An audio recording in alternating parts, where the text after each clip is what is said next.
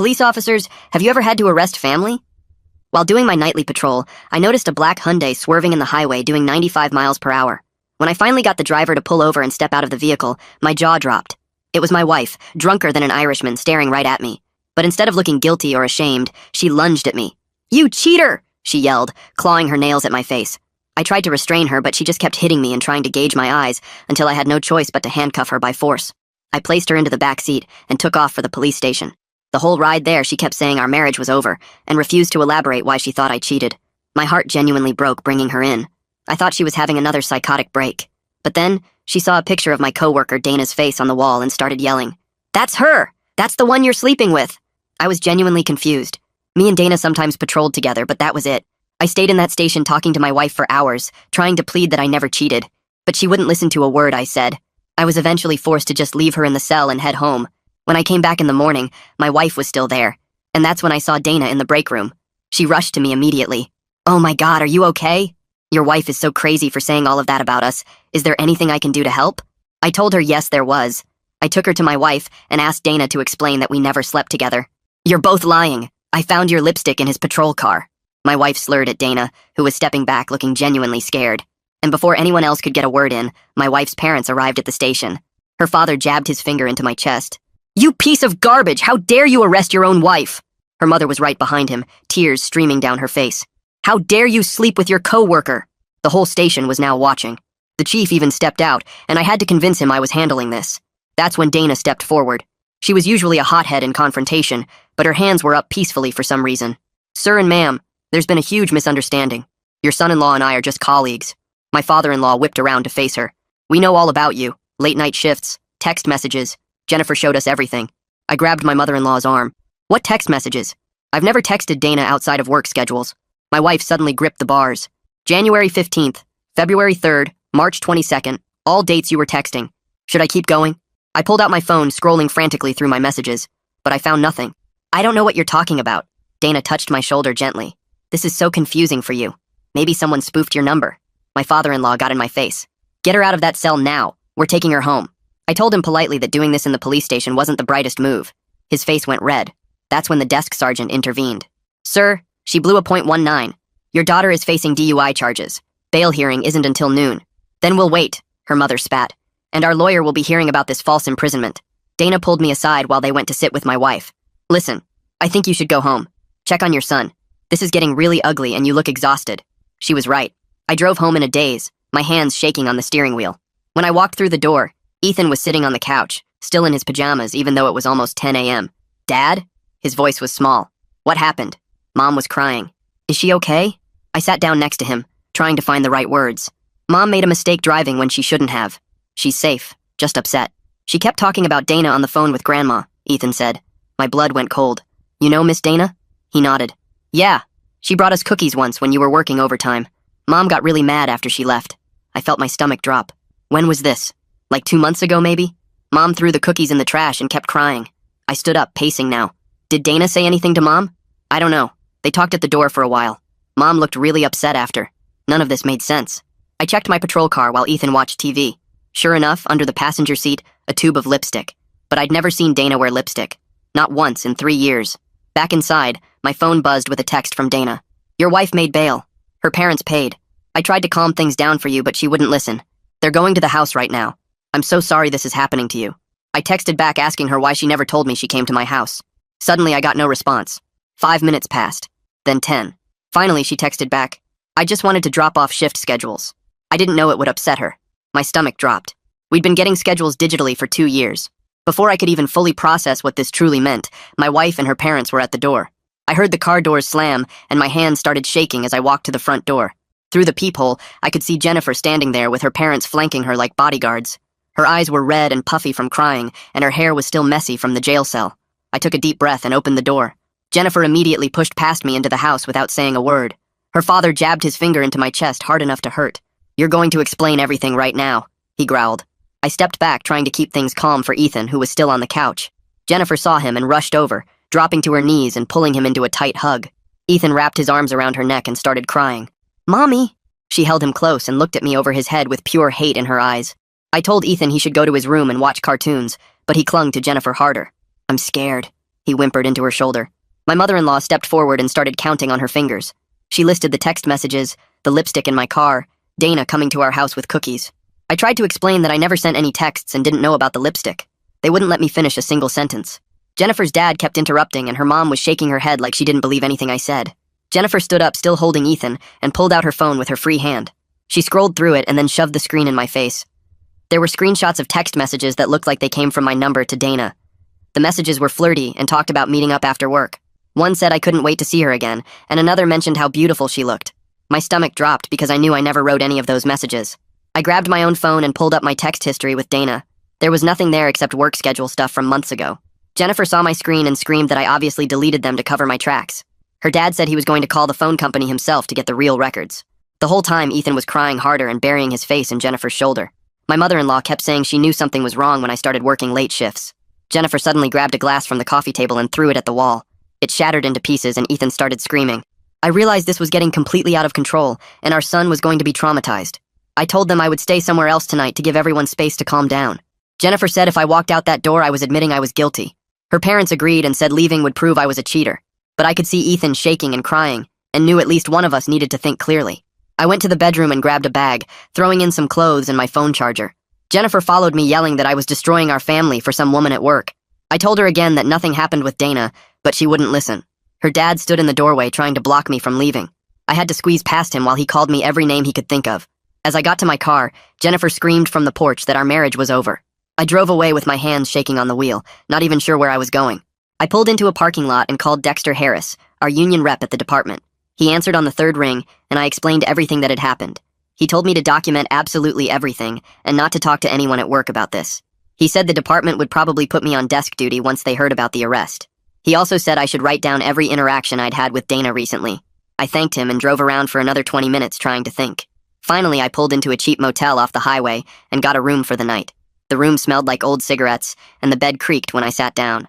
I pulled out a notebook from my bag and started writing everything I could remember.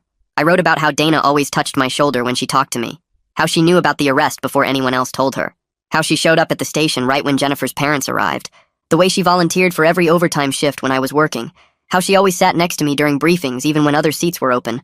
I remembered she brought coffee to my car once without me asking. She laughed at all my dumb jokes even when they weren't funny. I wrote until my hand cramped up and I had 3 pages of notes. Looking at it all written down made me feel sick to my stomach. How had I not seen this pattern before now? I kept writing about the cookie incident Ethan had mentioned. Dana had never said anything about going to my house. She acted like she barely knew where I lived. But she'd been there talking to Jennifer for 12 whole minutes according to what I remembered.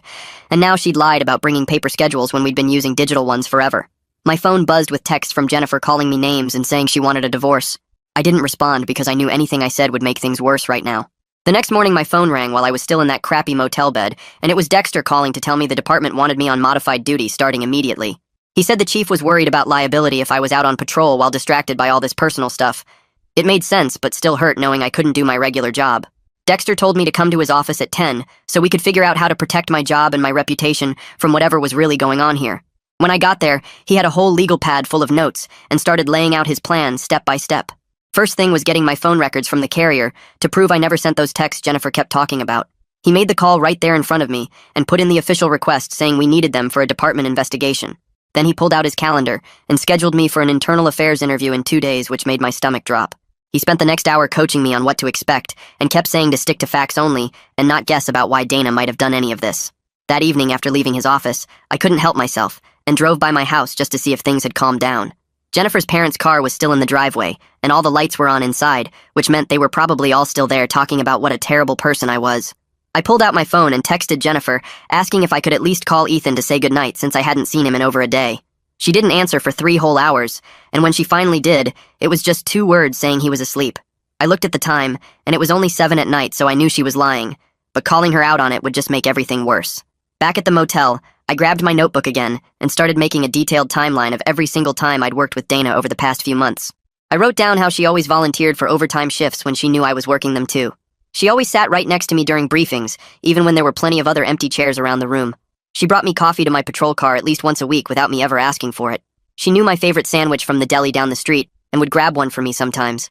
Looking at all these little things written down made a pattern, so clear that I felt stupid for not seeing it before.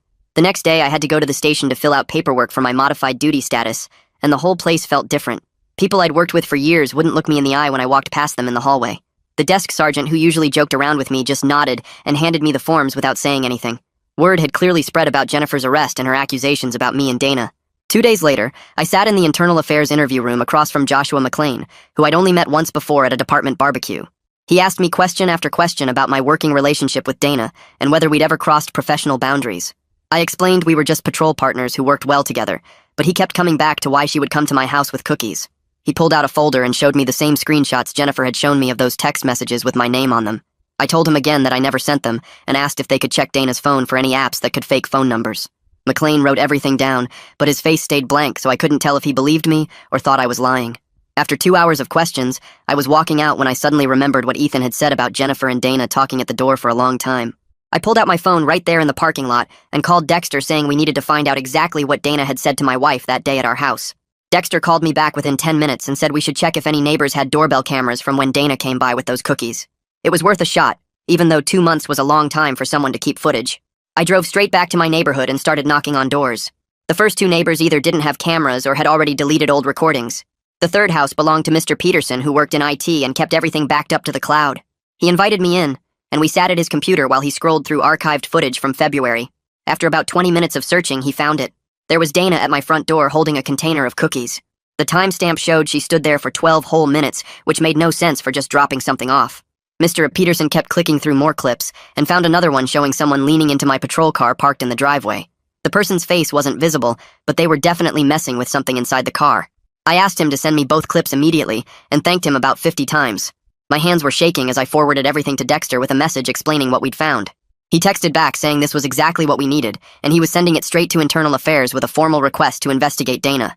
For the first time since this mess started, I felt like someone might actually believe me. That night around 9, my phone rang and it was Jennifer's father. He started yelling before I could even say hello. He said if I didn't drop all this nonsense about Dana and let Jennifer come home, he would go to every news station in town. He called me a dirty cop who arrested his own wife to cover up an affair. I put him on speaker and started recording like Dexter had told me to do. Jennifer's dad kept going for 10 minutes straight, making threat after threat. When he finally hung up, I saved the recording and sent it to Dexter. The next morning, I got a call from the station saying Internal Affairs wanted to see me immediately. When I got there, Joshua McClain told me they'd called Dana in for questioning based on the footage I'd provided. They also needed to do a full forensic sweep of my patrol car, which meant I had to turn it in right away. Without a patrol car, I couldn't even do desk duty, so I was basically suspended without being officially suspended. McClain said it would take at least a week to process everything. I left the station feeling lost and called Dexter, who said I should hire a family lawyer immediately. He recommended Veronica Harris, who specialized in custody cases involving law enforcement. I met with her that afternoon at her office downtown. She looked through all my documentation and said Jennifer's emotional state and false accusations actually gave us grounds to request supervised visitation. The thought of needing supervision to see my own son made me feel sick, but Veronica said it was the only way to guarantee I could see Ethan regularly. She started preparing the paperwork right there in her office. We filed everything with the court the next day, asking for supervised visits twice a week. Veronica argued that Jennifer's drinking and unstable behavior made her unpredictable around Ethan. The court clerk said we'd get a hearing date within 2 weeks. 3 days later, McClain called saying the forensics team had finished with my patrol car. They found the lipstick tube had no clear fingerprints, just some smudged partials that could belong to anyone. But they did find traces of a perfume on it that didn't match any products Jennifer owned. I asked how they knew what perfume Jennifer used, and McClain said they'd gotten a warrant to test items from our house. This whole thing was getting more invasive by the day. The best news came a week later when the phone company records finally arrived. Dexter called me practically shouting with excitement. The records proved no texts were ever sent from my number to Dana's on any of the dates Jennifer had claimed. Someone had definitely faked those messages, which meant someone was deliberately trying to destroy my marriage.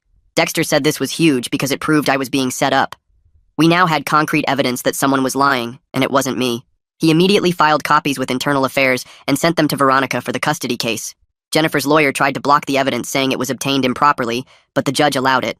Things were finally starting to turn in my favor. The doorbell footage, the fake texts, and the planted lipstick all pointed to someone trying to frame me. Dana was still working, but had been moved to a different shift pending the investigation. I heard from other officers that she was telling everyone I was crazy and trying to blame her for my marital problems. But the evidence was speaking louder than her words. Internal Affairs expanded their investigation and started looking into Dana's work history and any other complaints. Veronica said all this evidence would help in family court because it showed I was the victim, not the cheater. She was building a strong case for why I deserved equal custody once everything was resolved. For now, though, I just wanted to see my son. The supervised visitation hearing was set for the following Monday, and I spent the whole weekend preparing what I wanted to say. Monday morning, I walked into the courthouse wearing my best suit and trying to keep my hands steady. The judge looked over the paperwork while Jennifer sat with her parents on the other side of the room. The hearing took less than 20 minutes, with the judge granting me supervised visits twice a week at the community center. Jennifer's lawyer stood up and handed the judge another stack of papers. He was filing for an emergency protective order, claiming I was harassing Jennifer by investigating her claims about Dana. Veronica jumped up immediately and showed the judge all our evidence, including the phone records proving those texts were fake. The judge read through everything and denied the protective order, saying I had every right to defend myself against false accusations. Jennifer's parents whispered angrily to their lawyer while we left the courtroom. 2 days later, we all met for mediation in a small conference room at the courthouse. The mediator tried to get Jennifer to speak, but her father kept interrupting and answering for her. Her mother would grab Jennifer's arm every time she started to say something on her own. The mediator stopped the session after 40 minutes and wrote in her notes that Jennifer seemed unable to speak freely with her parents present. She recommended Jennifer attend individual counseling without family members. That afternoon, my phone buzzed with a text from Dana saying she was sorry about everything and hoped we could talk soon. I showed it to Dexter immediately, and he told me to block her number right away, but save the message as evidence first. I screenshot everything and sent it to him before blocking her. The next morning, McLean called to update me on the investigation. Internal Affairs had interviewed Dana, and she denied any romantic interest in me, claiming she was just being friendly to a colleague. McLean said her story had major problems, though, because she kept changing details about why she came to my house. Friday finally came, and I drove to the community center for my first supervised visit with Ethan. The supervisor led me to a bright room with toys and books where I waited nervously. When the door opened, Ethan ran straight into my arms, crying and asking when I was coming home. My chest felt tight as I told him I didn't know yet, but that I loved him so much. We sat on the floor playing with Legos while the supervisor took notes in the corner. Ethan mentioned that Mom had been crying a lot lately, and Grandma kept saying mean things about me. He said Grandma called me a bad man and told him I didn't love them anymore. I wrote this down in my notebook but didn't ask him more questions because I didn't want to upset him. We spent the rest of our 2 hours building a huge Lego castle and reading his favorite books. When time was up, Ethan clung to me, begging me not to leave. The supervisor had to gently pull him away while he cried for me. I sat in my car in the parking lot for 20 minutes trying to pull myself together before driving home. McLean called me that evening with huge news about Dana. He discovered she accessed the evidence room and printed old paper schedules 3 days before she visited my house with cookies. The computer logs showed she printed schedules from 6 months ago, which completely destroyed her claim about dropping off current schedules. This was solid proof she had planned something and lied about it. Monday morning, the chief called me into his office personally. He sat behind his desk looking tired and said this whole situation was becoming a major problem for the department. He promised to be fair, but warned that if Dana had done something wrong, there would be consequences for everyone involved, including possible policy changes. He said the department's reputation was at stake, and the city council was asking questions. I left his office feeling even more stressed than before. Wednesday was Jennifer's DUI arraignment at the courthouse. She stood before the judge while her lawyer tried to blame the arrest on our marital problems, saying she was emotionally distressed. The judge wasn't buying it, though, and pointed out that a blood alcohol of 0.19 was extremely dangerous, regardless of personal problems. He ordered Jennifer to complete an alcohol assessment and attend treatment as part of her plea deal. Her lawyer kept arguing, but the judge cut him off, saying drunk driving endangered innocent people no matter what was happening at home. Jennifer looked small and defeated as they led her out. That afternoon, I had my first appointment with a therapist that Veronica recommended. I sat in her office feeling weird about talking to a stranger, but after an hour, I felt lighter somehow. She helped me see that I wasn't going crazy, and that someone really had tried to destroy my marriage and career on purpose. She said the evidence clearly showed manipulation and deception. That wasn't my fault. We talked about how Dana's actions were calculated and deliberate, not just misunderstandings. She gave me techniques for handling the stress and dealing with the uncertainty of not knowing why Dana did this. I left feeling more clear-headed than I had in weeks. The investigation was moving forward, and the truth was slowly coming out, even though it was destroying everything I'd built. 3 days later, my neighbor knocked on my door holding his laptop and looking worried. He opened it to show me another doorbell clip from the morning Jennifer got arrested, and there was a white Honda Civic parked outside our house at 6 in the morning, 2 hours before Dana's shift even started. I zoomed in on the license plate, and my hands started shaking because I recognized those numbers from the parking lot at work. The timestamp showed she sat there for 20 minutes just watching our house before driving away. I thanked him and immediately called Dexter, who told me to document everything and file a formal complaint with the department right away. I spent the next 2 hours writing up every single thing Dana had done, from the lies about schedules to showing up at my house to the fake text messages Jennifer saw. Dexter reviewed it and helped me add specific policy violations before we submitted it to Internal Affairs with all the evidence attached. The union president called me personally to say they were backing me completely and would provide legal support if needed. McLean from Internal Affairs called me the next morning with more bad news about Dana. They'd been digging through computer logs and found she'd accessed the patrol car assignment system 17 times in the past 6 months, always making sure she'd be partnered with me. She also pulled my personnel file back in January, which she had no reason to access since she wasn't a supervisor. He said they were building a case for stalking and harassment that went way beyond just workplace misconduct. That afternoon, Jennifer's mother called me crying so hard I could barely understand her. "I'm so sorry," she kept saying over and over. I asked her what happened, and she said she'd been looking at all the evidence I'd sent through my lawyer, the phone records showing no texts, the doorbell footage of Dana lurking around, all the lies Dana told. She said she just wanted what was best for Ethan, and maybe they'd been wrong about everything. I told her to really think about what was true here, because our son needed both his parents thinking clearly. She cried harder and said Jennifer was drinking again and wouldn't listen to anyone. 2 nights later, my phone rang at 1 in the morning, and it was Jennifer, drunk and slurring her words. She went back and forth between screaming at me and crying, saying she didn't know what was real anymore.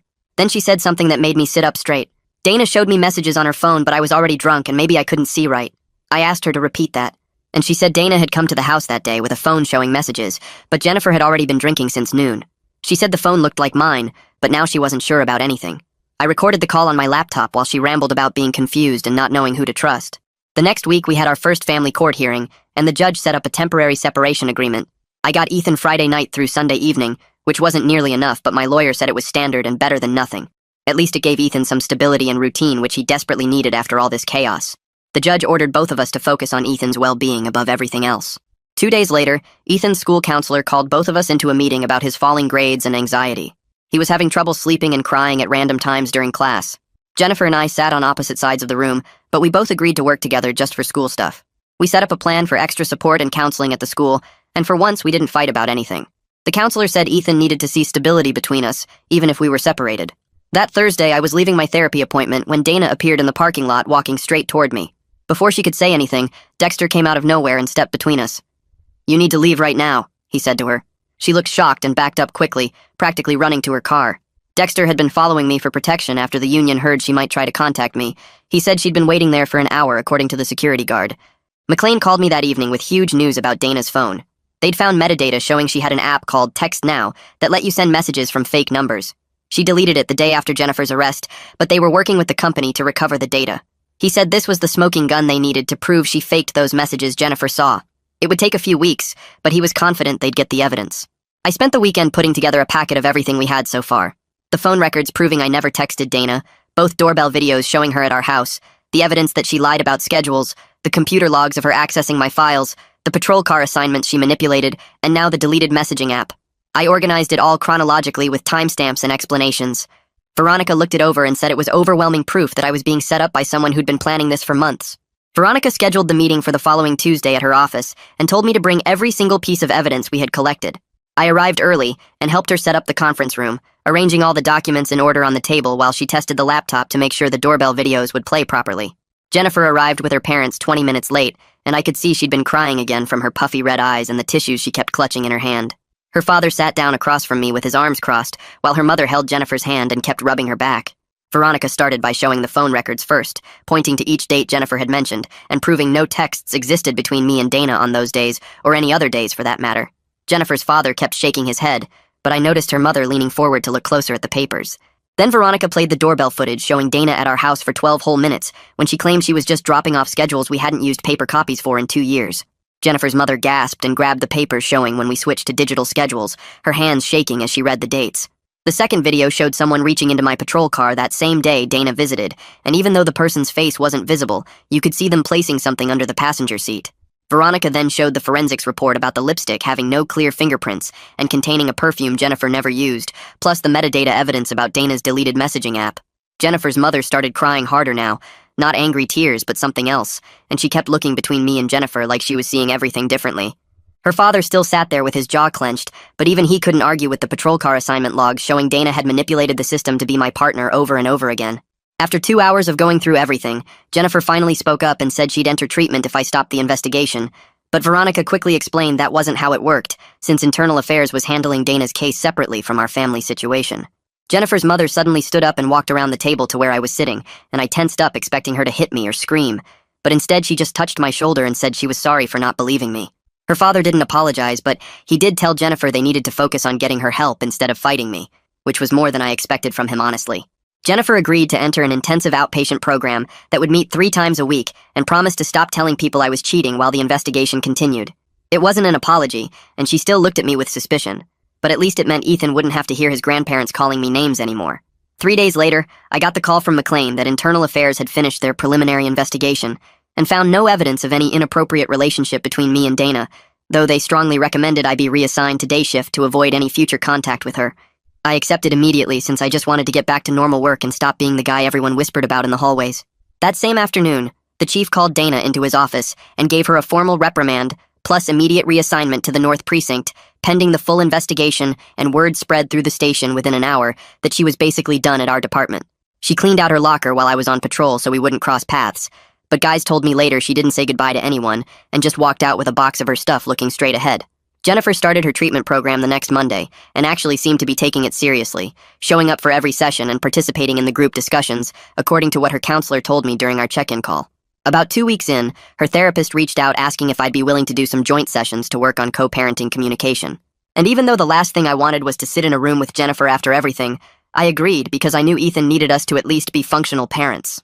During our third joint session with both therapists present, Jennifer finally admitted that Dana had come to the house that day and shown her messages on a phone, claiming I was harassing her and wouldn't leave her alone at work. Jennifer said she was already drunk by noon that day, and when she saw those messages with my name at the top, she just believed it immediately without thinking to check if the number matched mine. The therapist asked her to think about why she was so quick to believe it, and Jennifer started crying, saying she'd been feeling disconnected from me for months because of all my overtime shifts, and she was already worried I was pulling away from the family.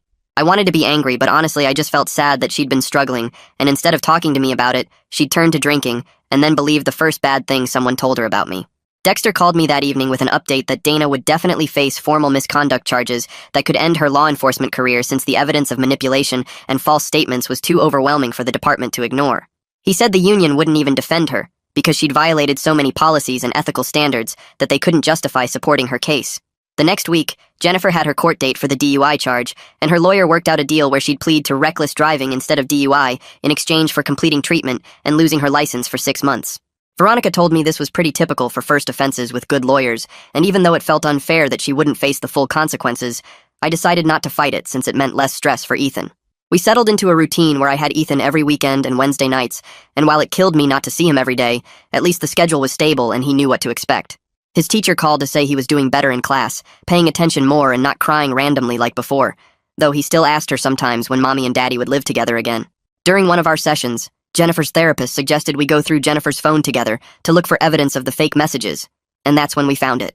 There was a contact saved with my name, but when we clicked on it, the number was completely different from mine, off by just 2 digits so you wouldn't notice unless you really looked. Jennifer started shaking when she realized Dana must have created this contact during those 12 minutes at our door, then used it to send the fake messages that Jennifer saw when she was too drunk to notice the number didn't match.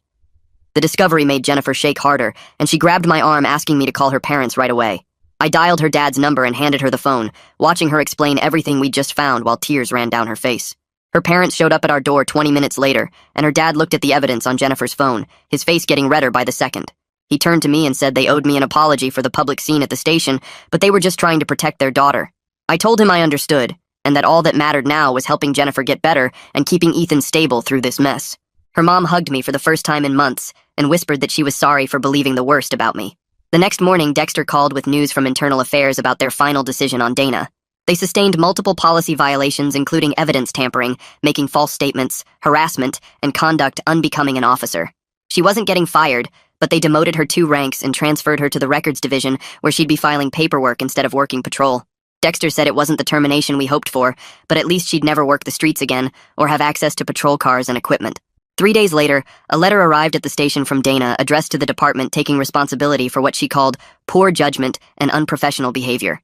Veronica read it first and told me it was actually good that Dana didn't apologize to me directly since it showed admission of wrongdoing that could help if we decided to pursue civil action later.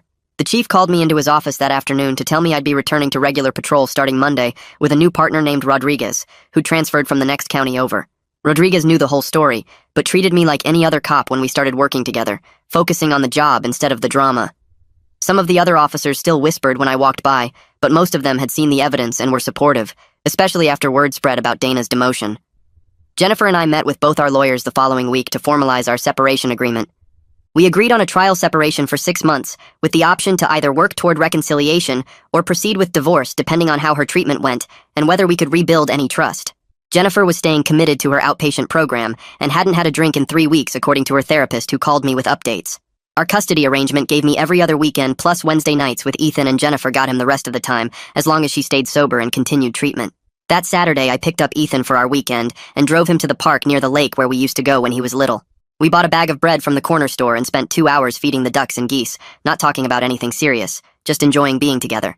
Ethan laughed when one brave duck ate right from his hand, and for the first time in months I saw him acting like a regular kid instead of carrying the weight of our family problems. He asked if we could come back next weekend, and I promised we would, making a mental note to keep our time together simple and fun instead of trying to fix everything at once. On the drive home, Ethan fell asleep in the back seat, and I found myself thinking about everything that had happened with Dana over the past year. Looking back at all the little moments, the way she always volunteered for my shifts, how she'd touch my shoulder or arm when we talked, the excuses to be near me. It was clear she'd developed feelings that turned into something darker. I'd been too focused on doing my job to notice the warning signs and missed how her behavior was escalating from a crush into full manipulation and obsession. The whole experience taught me to pay more attention to workplace boundaries and trust my gut when something feels off instead of brushing it aside to avoid awkwardness. 2 months have passed since that night I arrested Jennifer, and our family looks nothing like it used to. We're not living together. Jennifer and I might never fully trust each other again, and Ethan still asks when things will go back to normal. But Jennifer's getting help for her drinking. I'm back at work without false accusations hanging over me. Dana can't hurt anyone else from her desk job, and most importantly, Ethan's safe and starting to smile again. The truth about Dana's manipulation finally came out, even though it took destroying our marriage to expose it. Sometimes that's the best ending you can hope for when someone decides to tear your life apart. Not a happy reunion, but at least everyone's surviving the wreckage and finding a way forward. That's how it went for me. Now I want to hear what you think. Drop a comment so we can keep the conversation going.